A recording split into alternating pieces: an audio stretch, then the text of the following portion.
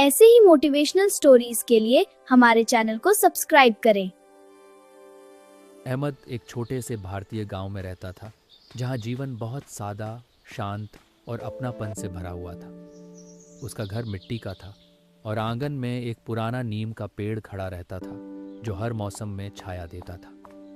अहमद एक मेहनती और संस्कारी परिवार से था, जहां ईमानदारी, सब्र और मेहनत को सबसे बड़ा मूल्य माना जाता था। उसके सपने बहुत बड़े थे, भले ही उसके पास साधन और सुविधाएं बहुत ही सीमित थी। हर सुबह वह सूरज निकलने से पहले उठ जाता था और दिन की शुरुआत पूरे उत्साह से करता था। पढ़ाई से पहले वह अपने पिता के साथ खेतों में काम करता था और मेहनत का महत्व सीखता था। काम के बाद वह पूरे मन से स्कूल के लिए तैयार होता था और नई उम्मीदों के साथ निकल पड़ता था। स्कूल जाने के रास्ते में एक बूढ़ा कुत्ता हमेशा उसके साथ चलता था और उसे सुरक्षित महसूस कराता था।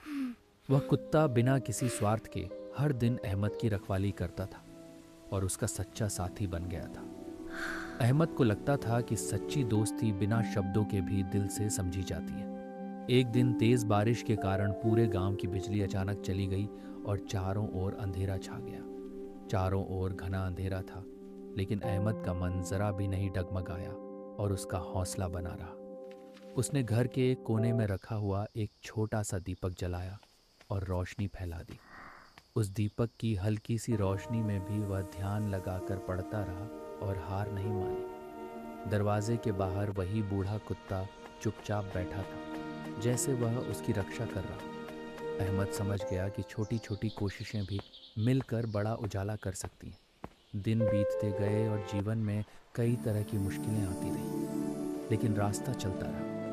लेकिन अहमद ने कभी हार मानना नहीं सीखा और आगे बढ़ते रहने का हौसला रखा। लगातार मेहनत ने धीरे धीरे उसके सपनों को साफ आकार देना शुरू कर दिया।